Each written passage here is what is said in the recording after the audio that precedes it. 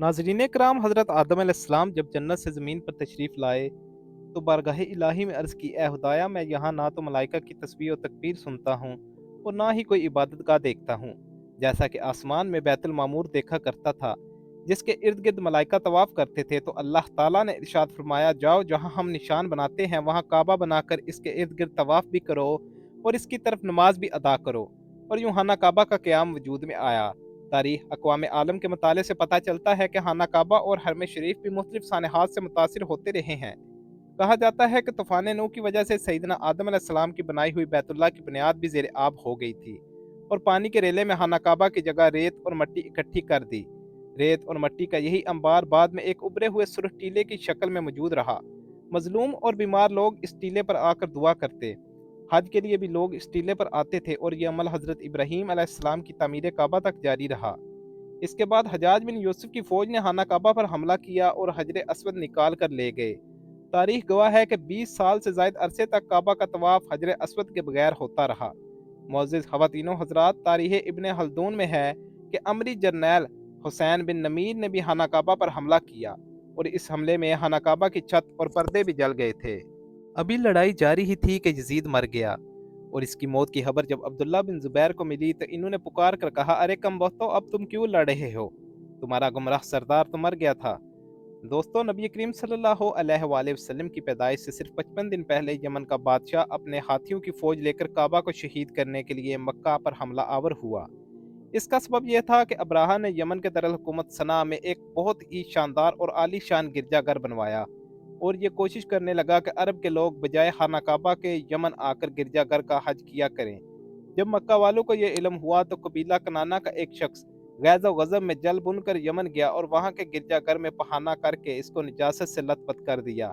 जब इब्राहा ने यह वाक़या सुना तो वो तैश में आपे से बाहर हो गया और खाना काबा को शहीद करने के लिए हाथियों की फौज लेकर मक्का पर हमला कर दिया। इसकी फौज के अगले दस्ते ने मक्का वालों के तमाम ऊँटों और दूसरे मवेशियों को छीन लिया। इसमें 200 या 400 ऊँट हज़रत अबू मुतलिब के भी थे। हज़रत अबू मुतलिब को इस वाक़े का बड़ा रंज पहुँचा। चनाचे आप इस मामले से मुतल्लक़ गुफ्तगू के लिए इस लश्कर में तशरीफ़ ले गए जहाँ अब्राहम को यह मालूम हुआ कि यह कुरैश का सरदार है, तो इससे मुलाकात करने के लिए आया है। तो इसने आपको अपने हैमे में बुला लिया और जब हज़रत अब्दू मतलब को देखा कि एक बुलंद कामत, रोबदार और नहायत ही हुस्न जमील आदमी है जिनकी पेशानी पर नूर नबूवत का जाहो जलाल चमक रहा है, तो सूरत हाल देखते ही इब्राहा बहुत मुतासर हुआ और बेख्तियार तख्त शाही से उतरकर आपकी तज़ीम व तकरीम के लिए खड़ा हो गया और अपने बराबर बिठाकर दरियाफ़्त किया कि कहिए सरदार कुरैश, यहाँ आपकी तशरीफ़ आवरी का क्या मकसद है? हज़रत अबू मतलब ने जवाब दिया कि हमारे ऊँट और बकरियाँ वगैरह जो कि आपके लश्कर के सिपाही ले आए हैं, आप इन सब मवेशियों को हमारे सुपुर्द कर दीजिए। ये सुनकर अब्राहन ने कहा कि ए सरदार कुरैश, मैं तो ये समझा था कि आप बहुत ही हौसलेमंद और शानदार आदमी हैं और आपने मुझसे अपने ऊँटों का सवाल करके मेरी नज़रों में अपना वक़ार बहुत कम कर दिया है। ऊँट और बकरी की हकीकत ही क्या है? तो आपके काबे को तोड़ फोड़ कर बर्बाद करने के लिए आया हुआ हूँ। तो आपने फरमाया कि काबा खुदा का घर है और वो अपने घर को खुद बचा लेगा। मुझे काबा की ज़रा भी फ़िक्र नहीं है। ये सुनकर अब्राहन अपने फ़िरौनी लहजे में कहने लगा कि ए सरदार मक्का, सुन लीजिए, मैं काबा को शहीद करके इसकी ईंट से ईंट बजा दूंगा और रूहे ज़मीन पर इसका नामो निशान तक मिटा दूंगा, क्योंकि मक्का वालों ने मेरे गिरजाघर की बहुत बड़ी बेहुरमती की है। इसलिए मैं इसका इंतकाम लेने के लिए काबा को मस्मार कर देना ज़रूरी समझता हूँ। हज़रत अबू मतलब ने फरमाया कि फिर आप जाने और खुदा जाने मैं आपसे सिफारिश करने वाला कौन होता हूँ। इस गुफ्तगू के बाद इब्राहा ने तमाम जानवरों को वापस कर देने का हुक्म दे दिया और हज़रत अबू मतलब तमाम ऊँटों और बकरियों को साथ लेकर अपने घर चले गए और मक्का वालों से फरमाया कि तुम लोग अपने माल मवेशियों को लेकर मक्का से बाहर निकल जाओ। मक्का वालों से ये कहकर फिर खुद अपने खानदान के चंद आदमियों को साथ लेकर खाना काबा में गए और दरवाज़ों का हल्का पकड़कर इंतहाई बेकरारी और गरिया गुजारी के साथ दरबार इलाही में इसी तरह से दुआ मांगने लगे, ए अल्लाह, बेशक हर इंसान अपने घर की हिफाजत करता है, लिहाजा तू भी अपने घर की हिफाजत फरमा और सलीब वालों, सलीब के पुजारियों के मुकाबले में अपने फरमाबरदारों की मदद फरमा। हज़रत अबू मतलब ने ये दुआ मांगी और अपने ख़ानदान वालों को साथ लेकर पहाड़ की चोटी पर चढ़ गए और खुदा की कुदरत का जलवा देखने लगे। इब्राहा जब सुबह को काबा शहीद करने के लिए अपने लश्कर और हाथियों की कतार के साथ आगे बढ़ा तो खुद इसका हाथी, जिसका नाम महमूद था, एकदम बैठ गया। बार बार ललकारा मारा लेकिन हाथी नहीं उठा। اسی حال میں گہرے الہی ابابیلو کی شکل میں نمودار ہوئے اور ننھے ننھے پرندے جھنڈ کے جھنڈ جن کی چونچ اور پنجوں میں تین تین کنکریاں تھیں سمندر کی جانب سے حرم کعبہ کی طرف آنے لگے۔ ابابیلو کے ان لشکروں نے ابراہا کے فوجیوں پر اس زور و شور سے سنگ باری شروع کر دی کہ ان میں سے ابریا کے لشکر اور اس کے ہاتھیوں کے پرچے اڑ گئے۔ ابابیلو کی سنگ باری خداوند جبار کے قہر و غضب کی ایسی مار تھی کہ جب کوئی کنکر کسی ہاتھی سوار کے سر پر پڑتی تو اس آدمی کے بدن سے پار ہو جاتی تھی۔ ابراہا کی فوج کا ایک آدمی بھی زندہ نہیں بچا اور سب کے سب ابریا اور اس کے ہاتھیوں سمیت اس طرح ہلاک و برباد ہوئے کہ ان کے جسموں کی بوٹیاں ٹکڑے ٹکڑے ہو کر زمین پر بکھر گئی۔ چنانچہ قرآن پاک میں اللہ تعالیٰ نے اس واقعے کا ذکر کچھ اس طرح سے ارشاد فرمایا ہے: تم نے دیکھا نہیں کہ تمہارے رب نے ہاتھی والوں کے ساتھ کیا کیا، کہ ان کے مکر کو بے نقاب نہیں کر دیا اور ان پرندوں کے جھنڈ بیچ دیے جو ان پر مٹی اور پتھر کی کنکریاں مار رہے تھے، پھر ان کا یہ حال کر دیا جیسے جانوروں کا کھایا ہوا گوشت۔ ناظرین کرام، جب ابراہا اور اس کے لشکر کا یہ انجام ہوا تو حضرت عبدو مطلب پہاڑ سے نیچے اترے اور خدا کا شکر ادا کیا، اور تمام اہل عرب ان کو ایک بزرگ کی حیثیت سے قابل احترام سمجھنے لگے۔ ابراہا کے اس انجام سے برسوں پہلے حسان بن عبد الکلام حمید نے بھی خانہ کعبہ کے معاشی حالات اور اقتصادی پہلو کی لالچ میں اپنے علاقے میں کعبہ تعمیر کرنے کا منصوبہ بنایا تھا تاکہ حج و عمرہ کرنے والے ادھر کا رخ کریں اور سیاست اور تجارتی فوائد حاصل ہو سکیں، مگر اس سے مکہ میں داخلے کی اجازت نہ ہوئی، لیکن اس نے مکہ آنے والے قافلوں کو لوٹنا شروع کر دیا۔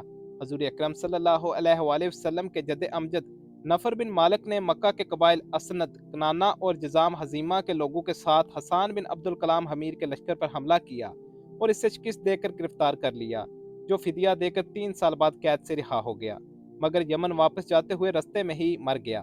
اس کے علاوہ سن 929 عیسوی میں کرمتے فرقہ کے پیروکار ابو طاہر سلمان بن حسن نے ایک لشکر کے ساتھ مکہ پر چڑھائی کی اور حرم شریف میں داخل ہو کر قتل عام شروع کر دیا۔ اس قتل عام میں مکہ شہر اور گرد و نواح میں 30,000 افراد شہید کیے گئے، جس میں طواف کرنے والے 700 افراد بھی شامل تھے۔ ابو طاہر نے مکہ کا رستہ بند کرنے کی بھی ناکام کوشش کی تاکہ عازمین حج وہاں جانے کے بجائے بحرین آئیں، لیکن اسے کامیابی نہ ہوئی۔ ناظرین کرام، صرف یہی نہیں بلکہ کعبہ کی حالیہ تاریخ بھی ایک عالمناک سانحہ پیش آیا ہے۔ کعبہ شریف پر مرتدین کا قبضہ ہو جانے کی وجہ سے 14 دن تک طواف کعبہ معطل رہا۔ اس عرصے میں حرم کعبہ کے در و دیوار اذان اور جماعت کی سعادت سے محروم رہے۔ یکم محرم الحرام 20 نومبر 1979 منگل کی صبح امام حرم شیخ عبداللہ بن سبیل نے نماز فجر کا سلام پھیرا ہی تھا کہ چند آدمیوں نے امام کعبہ کو گھیرے میں لے لیا اور ان میں سے کچھ لاؤڈ سپیکر پر قابض ہو گئے تھے۔ اس وقت حرم شریف میں 1 لاکھ کے قریب نمازی موجود تھے۔ دوستو، ان حملہ آوروں کا سرگنا 27 سالہ محمد بن عبداللہ قحطانی تھا، جس نے 4 سال تک مکہ یونیورسٹی میں اسلامی قانون کی تعلیم حاصل کی۔ اس کا دست راست جاہن بن سیف الطبیعت تھا۔ ان لوگوں نے بڑی باریک بینی سے پلاننگ کر کے جنازوں کا بحروب بنا کر چارپائیوں کے ذریعے اسلحے کی بڑی مقدار تہہ خانوں میں جمع کر لی تھی۔ جب تمام تیاریاں مکمل ہو گئی تو اچانک حرم کے تمام دروازے بند کر کے ان پر اپنا مسلح افراد کھڑے کر دیے۔ پھر گروپ لیڈر جمین الطیبی نامی شخص سامنے آیا اور اس نے المہدی کی آمد کا اعلان کیا اور اپنے ایک ساتھی کو سامنے بلا کر اس کا تعارف کروایا کہ یہ محمد بن عبداللہ ہے۔ نام نہاد مہدی نے بھی مائک پر اعلان کیا کہ میں نئی صدی کا مہدی ہوں، میرے ہاتھ پر سب لوگ بیعت کریں گے۔ اس گمراہ ٹولے نے مقام ابراہیم کے پاس جا کر گولیوں اور سنگینیوں کے سائے میں لوگوں کو ڈراتے دھمکاتے ہوئے بیعت شروع کروا دی۔ سعودی حکمران شاہ خالد نے 32 علماء پر مشتمل سپریم کونسل کا اجلاس فوری طور پر طلب کر لیا۔ علماء کرام نے قرآن و حدیث کی روشنی میں متفقہ طور پر فیصلہ کیا کہ مسلح افراد کے خلاف کارروائی شریعت کے عین مطابق ہے۔ اس فتوے کی روشنی میں بیت اللہ کے تقدس کے پیش نظر بھاری اسلحہ استعمال کرنے سے گریز کیا گیا۔ سعودی حکومت نے اس واقعے سے نمٹنے کے لیے اپنی فوج بھیجی، لیکن خانہ کعبہ کے تقدس اور کم تربیت کی وجہ سے سعودی فوج بغاوت کرنے والوں کے خلاف متاثر کن کارروائی کرنے میں ناکام رہی۔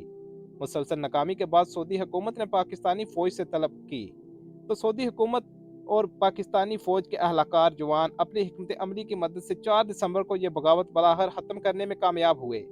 اس واقعے میں مسجد کی عمارت کو شدید نقصان ہوا، لیکن خانہ کعبہ محفوظ رہا۔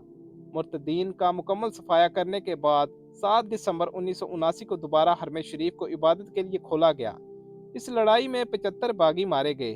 जिन्हें अलतैबी समेत 60 से जायद शिद्दत पसंदों को हिरासत में ले लिया गया और जनवरी 1980 में सजाए मौत सुनाई गई और बला आहर सब के सर कलम कर दिए गए। तो नाजरीन ग्रामी, ये थी आज की वीडियो। अगर आपको वीडियो पसंद आई हो तो चैनल को लाइक शेयर और सब्सक्राइब करना मत भूलिएगा। अपना और अपने चाहने वालों का बहुत सारा ख्याल रखिएगा।